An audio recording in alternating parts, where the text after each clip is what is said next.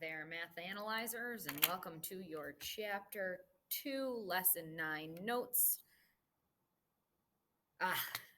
Inverses of functions, right?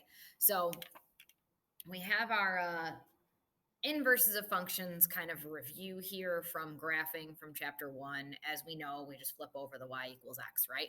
Which means that all your points are the x and y flip-flopped from the original. So if here's your original function, here is the y equals x line, and we just flip this function over that. So all the y values become your x values, and all the x values become your y values.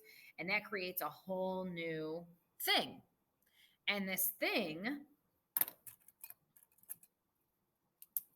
is labeled f negative 1 of x, or whatever the function name is, negative 1 of x, right? Could be g, could be h, whatever that is. But it's the negative 1 is up here. That's indicating that this is the inverse of that original function, right?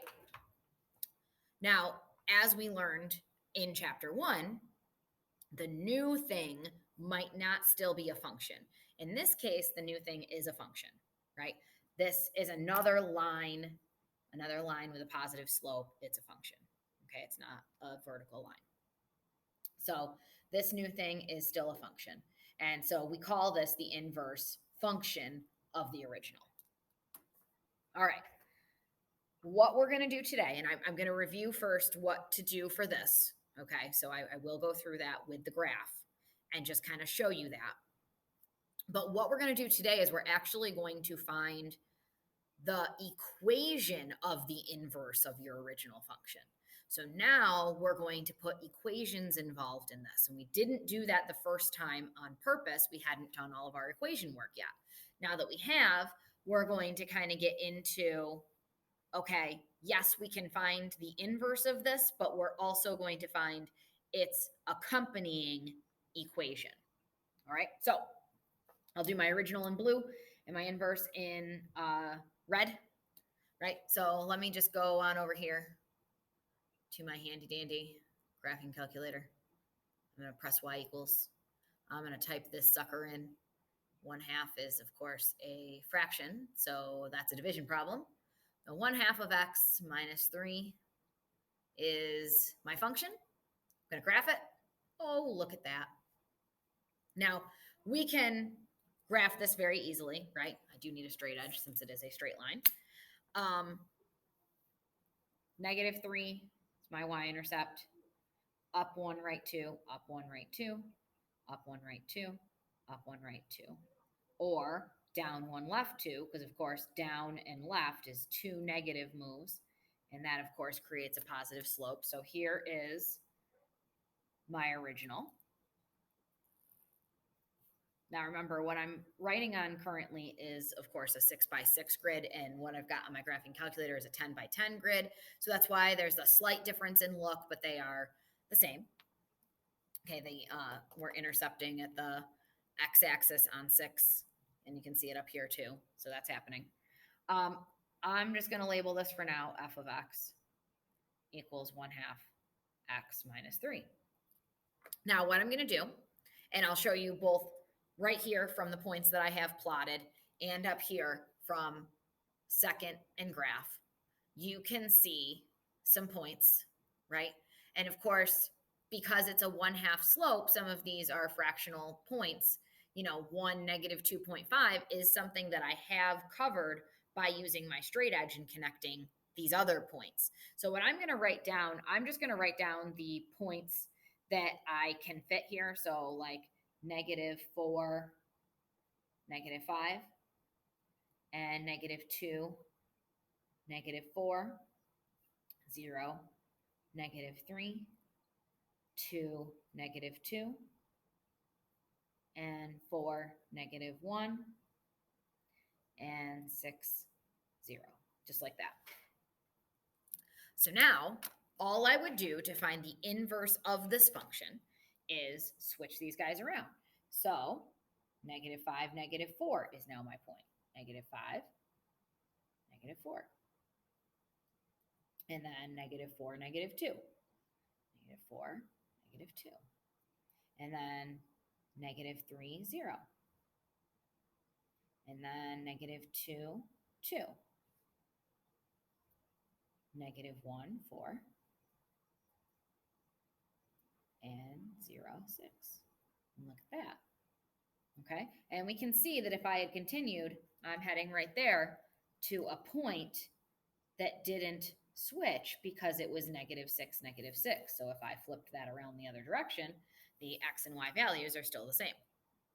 So this, of course, is f negative 1 of x, because my original function was f of x, so this is the inverse of it. In this case, the inverse is also a function because it's another positively sloped line. Okay? That is all review from chapter 1. Chapter 1, lesson 6 was kind of the first time you saw that in here. I know you've done it in geometry before as transformations, right, as a reflection over the y equals x. I just want to show you. Here's the y equals x.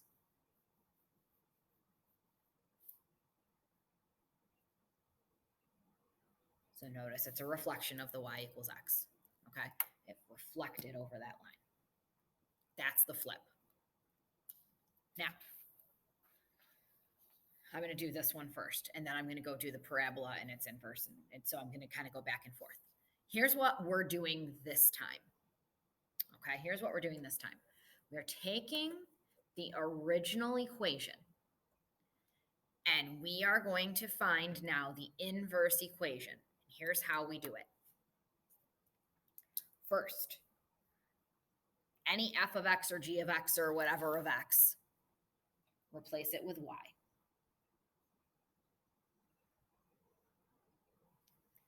Second, flip the x and the y. So this was a y, it becomes an x. This was an x, it becomes a y. Third, get y alone now. So now I'm going to use my opposite operations to isolate my y. So I'm going to add 3 to both sides.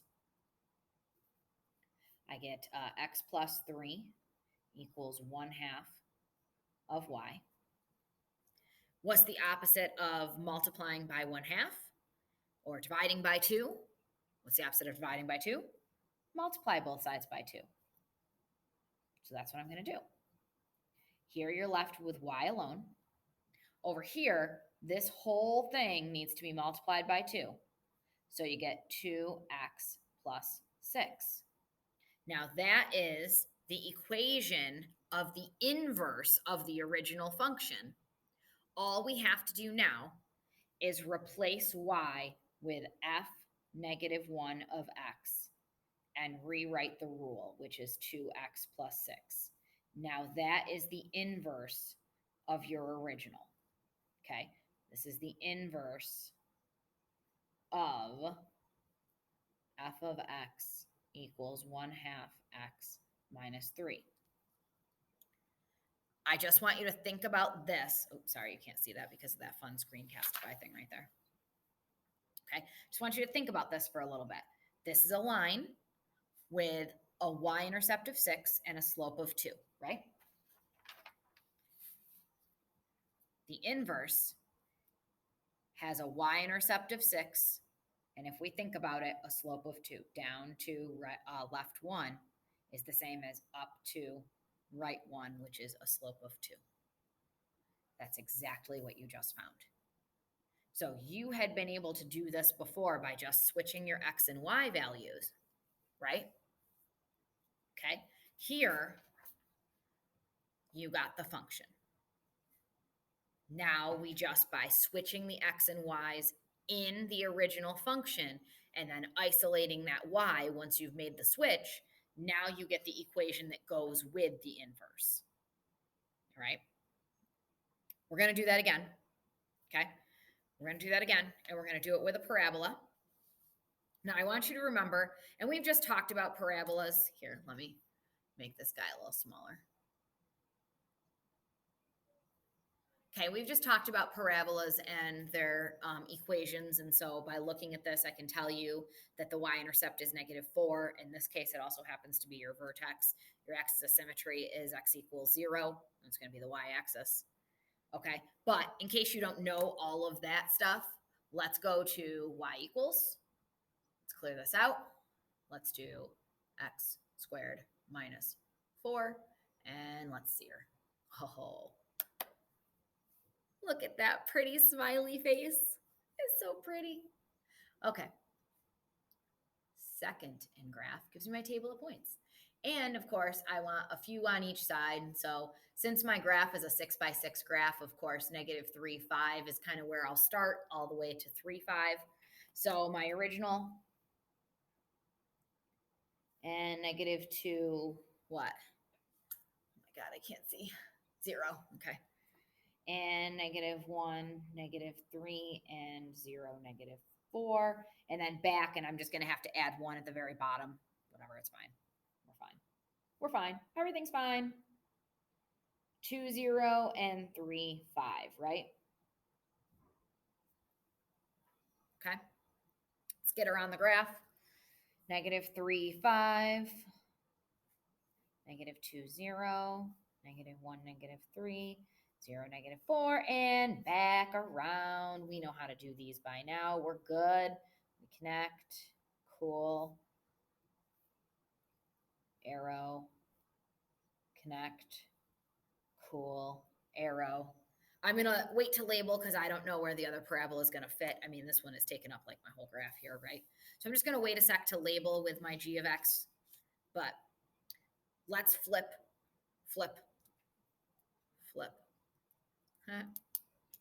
The x's and y's, right? So 5, negative 3, and 0, negative 2, and negative 3, negative 1, and negative 4, 0. And no, oh no, this is not a function.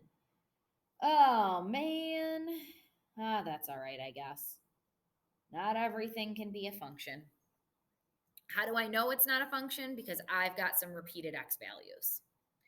Okay, that's cool.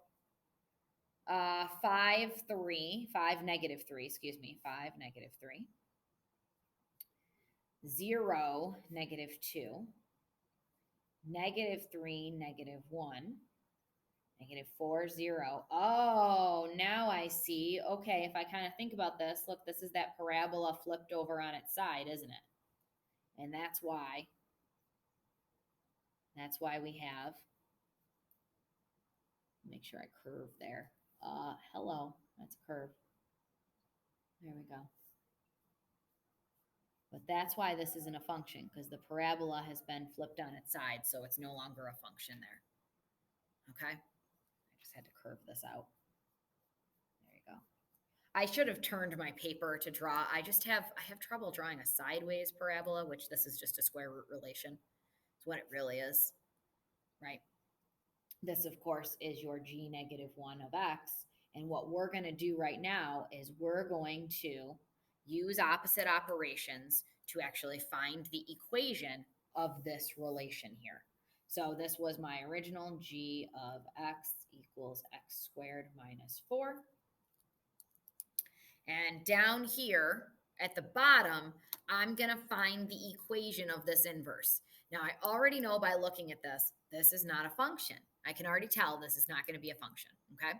So because of that, I'm going to kind of watch out over here when I'm doing the replacements that I'm doing. So I am going to use the red, okay? First, replace g of x with y equals. Okay, because remember, g of x and f of x, they're just names. So we don't have y equals for everything. Okay, and that's just to distinguish when I'm doing multiple functions. Okay, so it's just like the name. All right. Now, replace y with x and replace x with y. So you have flipped their spots. And once you've done that, that's the inverse switch. Now you just have to get y alone by using opposite operations. So the opposite of subtracting 4 is adding 4 to both sides. Okay, x plus 4 equals y squared. The opposite of squaring something is taking the square root of both sides. But when you take the square root of both sides, you have to make sure you've got a plus and minus in front of that square root sign. That's where this is no longer a function. See, this is a square root relation, because, excuse me, this is a square root relation because you've got both the positive and the negative of the square root there. And so when they combine together, you've got repeated x values. So now you've got y all by itself, and I just flip this over here, okay, so that my y is on the left and I feel more comfortable. And now all I have to do is just make sure I rename it with the original function name letter, but also the -1 to indicate this is the inverse.